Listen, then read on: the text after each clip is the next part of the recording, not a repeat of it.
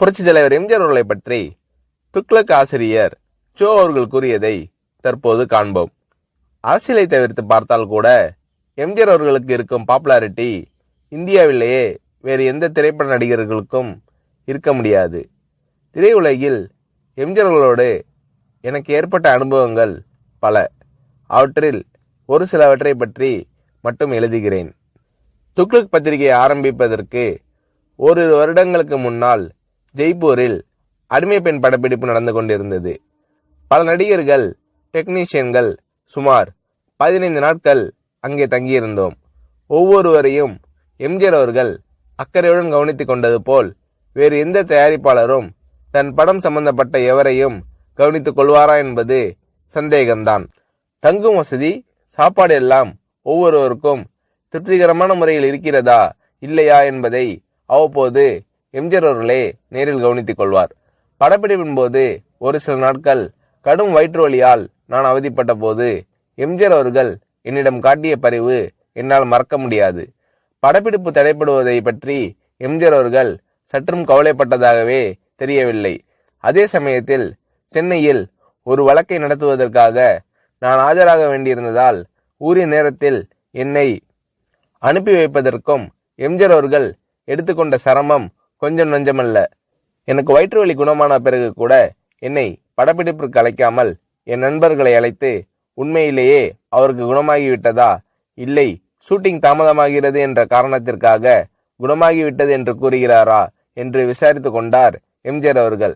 அவருடைய டாக்டரை அனுப்பி நான் பரிபூர்ண குணமடைந்து விட்டேன் என்று அவர் சர்டிபிகேட் கொடுத்த பிறகுதான் சம்பந்தப்பட்ட காட்சிகளை எடுக்க ஆரம்பித்தார் எம்ஜிஆர் அவர்கள். என் விஷயத்தில் மட்டும் இப்படி என்பதில்லை. எல்லா நடிகர்களுக்கும் டெக்னீஷியன்களுக்கும் ராஜ உபசாரம்தான். ஜெய்ப்பூரில் அடிமை பெண் படப்பிடிப்பு நடந்து கொண்டிருக்கும் போதுதான் அவருடைய 100வது படமான ஒளிவிளக்கு தமிழகத்தில் ரிலீஸ் ஆகிறது. நீங்கள் சென்னையில் இருந்தால் பெரிய விழாவாக நடத்திருக்கலாமே என்று நான் எம்ஜிஆர் அவர்களிடம் கேட்டேன். சிரித்துக்கொண்டு பேசாமல் இருந்து விட்டார் எம்ஜிஆர் அவர்கள். என்ன இருந்தாலும் ஒரு கதாநாயக நடிகருக்கு 100வது படம் என்பது ஒரு முக்கியமான மைல்கல். அதை இவர் எந்த விதத்திலும் கொண்டாடாமல் விட்டுவிடுகிறாரே என்ற எண்ணம் என் மனதை உறுத்தியது. ஒரு சிறிய அன்பளிப்பை வாங்கி ஒரு வாழ்த்து பத்திரத்தையும் எழுதி ஜெய்ப்பூர் வந்திருந்த அத்தனை டெக்னீஷியன்கள், நடிகர்களின் பெயரையும் குறிப்பிட்டு நானே கையெழுத்திட்டு எல்லோரது முன்னிலையிலும் எம்ஜிஆர் அவர்களுக்கு வாசித்தளித்தேன். அதை வாங்கி கொண்ட எம்ஜிஆர் அவர்கள், என்ன இது, காகிதத்திலேயே 2 பக்கமும் எழுதிட்டீங்க, நான் இதை 2 பக்கமும் கண்ணாடி போட்டு ஃப்ரேம் போட்டு வச்சிக்க போறேன் என்று கூறினார். நான் செய்த சிறு காரியத்திற்கு எம்ஜிஆர் அவர்கள் தெரிவித்த நன்றி மனப்பூர்வமானதாக இருந்தது. ஒரு முறை ஷூட்டிங்கிற்காக ஒகேனக்கல் சென்றிருந்தோம். நான் போய் சேரும்போது எம்ஜிஆர் அவர்கள் அவுட்டோர் லொகேஷனில் இருந்தார். நானும் அந்த காட்சிகளுக்கு தேவை என்று என்னிடம் கூறினார்கள். மேக்கப் போட்டுக்கொண்டு நான் லொகேஷனுக்கு சென்றேன். என்னுடைய நண்பர்கள் சிறிது நேரம் கழித்து அங்கு வருவதற்காக காரில் புறப்பட்டிருக்கிறார்கள். இதற்குள் எம்ஜிஆர் அவர்கள் என்னிடம் லொகேஷனில் இடவசதி எல்லாம் சௌரியமாக இருக்கிறதா என்று கேட்டு தெரிந்து கொண்டார். அதன் பிறகு எம்ஜிஆர் அவர்கள் சம்பந்தப்பட்ட காட்சி முடிந்துவிடவே அவர் புறப்பட்டு போய்விட்டார். அவர் போகும் வழியில் என்னுடைய நண்பர்கள் காரில் எதிரே வந்து கொண்டிருந்திருக்கிறார்கள். அடையாளம் புரிந்து கொள்வாரா மாட்டாரா என்ற நினைப்பில் அவர்கள் எம்ஜிஆர் அவர்களை பார்த்தும் கூட பேசாமல் வண்டியை ஓட்டி கொண்டு வந்திருக்கிறார்கள். வண்டி அவர்களை கடந்து சில அடிகள் சென்ற பிறகு எம்ஜிஆர் அவர்கள் தனது வண்டியை நிறுத்த சொல்லி அவர்களுக்கு செய்கை காட்டி நிறுத்தி தன் வண்டியை பின்னோக்கி ஓட்ட செய்து இறங்கி வந்து எனது நண்பர்களை அழைத்திருக்கிறார். நீங்கள் எல்லாம் சோவின் நண்பர்கள் தானே, இடவசதி எப்படி இருக்கிறது, உங்களுக்கு போதுமா? சோவிடம் கேட்டால் அவர் எல்லாம் சரியாக இருக்கிறது என்று கூறி மழுப்பி விடுகிறார். ஏதாவது குறை இருந்தால் நீங்கள் சொல்லுங்கள் என்றெல்லாம் விசாரித்துவிட்டு அதன் பிறகுதான் மீண்டும் தன் வண்டியில் ஏறி புறப்பட்டு சென்றுள்ளார் எம்ஜிஆர் அவர்கள். மிக சாதாரண விஷயம் போல் தோன்றலாம், ஆனால் அந்த மாதிரி கேட்டிருக்க வேண்டிய அவசியமே எம்ஜிஆர் அவர்களுக்கு இல்லை. முகங்களை ஞாபகம் வைத்துக் கொள்வதில் எம்ஜிஆர் அவர்கள் வல்லவர். அதற்கு இன்னொரு உதாரணம். எம்ஜிஆர் அவர்களுடன் சத்யா ஸ்டுடியோவில் ஷூட்டிங்கில் கலந்து கொண்டிருந்தேன். என்னுடைய நண்பர் நீலு சில ஆண்டுகள் கல்கட்டாவில் தங்கிய பிறகு அன்றுதான் சென்னைக்கு திரும்பினார். என்னை பார்க்க சத்யா ஸ்டுடியோவிற்கு வந்தார். நான் அவரை எம்ஜிஆர் அவர்களுக்கு அறிமுகப்படுத்தி வைத்தேன்.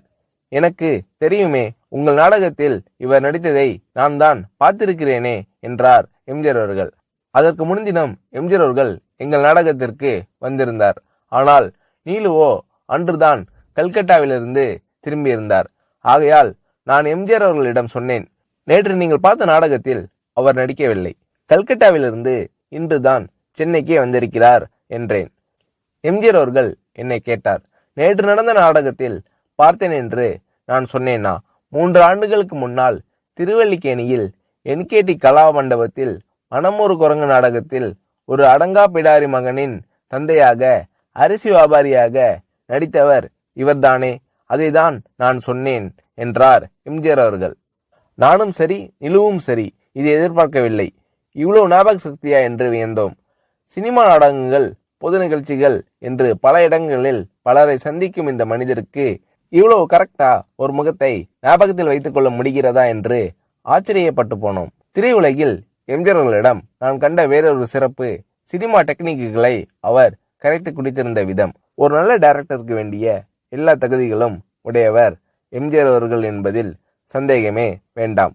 சண்டை காட்சிகளை படமாக்குவதில் வல்லவர் எம்ஜிஆர் அவர்கள் என்று கேள்விப்பட்டிருக்கிறேன். சில சமயங்களில் டைரக்ஷன் எம்ஜிஆர் என்று விளம்பரப்படுத்தப்படும் படங்களை பற்றி சிலர் வேறு யாரையாவது டைரக்ட் செய்ய சொல்லிவிட்டு அவர் தன் பெயரை போட்டுக் கொண்டிருப்பார் என்று கூற நான் கேள்விப்பட்டிருக்கிறேன். இது வெறும் பிதற்றல். இன்னும் சொல்ல போனால் பல சமயங்களில் எம்ஜிஆர் அவர்கள் படங்கள் வேறு டைரக்டரின் பெயரில் வெளிவரும்போது கூட அவற்றிலும் பல காட்சிகளை எம்ஜிஆர் அவர்களே டைரக்ட் செய்திருப்பார்.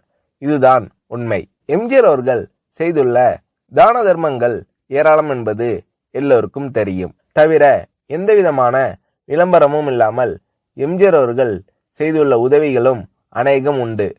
உதவி பெற்றோர்கள் கூட என்னிடம் கூறியிருக்கிறார்கள். மிகவும் தேவையான சமயத்தில் செய்யப்படும் உதவி போன்ற நல்ல காரியம் வேறு எதுவும் இல்லை. இந்த மாதிரி நல்ல காரியங்களை எம்ஜிஆர் அவர்கள் செய்திருக்கிறார் என்பது மறுக்க முடியாத உண்மை. ஒரு நடிகர் ஒரு முறை என்னிடம் கூறினார், வீட்டுல ஒல வச்சுட்டு சோறு பொங்குற நம்பிக்கையோட ஒருத்தர் வீட்டுல போய் நிக்க முடியும்னா அது எம்ஜிஆர் தான், வேறு யாரும் கிடையாது. இந்த மாதிரி மனப்பூர்வமான சர்டிபிகேட் வேறு எத்தனை பேருக்கு கிடைக்கும் என்று புரட்சி தலைவர் எம்ஜிஆர் அவர்களை பற்றி சோ அவர்கள் கூறுகிறார்.